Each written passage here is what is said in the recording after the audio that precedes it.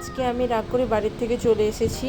না না, কী ভাবছো, এটা সত্যি একদমই না, আমি আর কি করছিলাম তোমাদের সঙ্গে। তো আজকে শ্রাবণ মাসের দ্বিতীয় সোমবার, তো চলে এসেছি আমার বান্ধবীর শ্বশুর বাড়িতে। আর এই যে ওদের বাড়ি থেকে হানিমার মন্দির না অনেকটা কাছে, আর এখানে আমি একটা মানসিক করে গিয়েছিলাম অনেক বছর আগে, তো সেটাই আজকে মানে পূরণ করতে এসেছি। তো এক কাজে দু কাজ হয়ে যাবে, তো তারপরে তো এখানে চলে এসেছি। আর এই যে আমার বান্ধবীর শাশুড়ি মানে মাসিমা এখানে, তো তারপরে আমার বান্ধবী এখানে দুধ, বেলপাতা, মিষ্টি যা মানে লাগে তো সব কিছু সাজিয়ে নিচ্ছিল।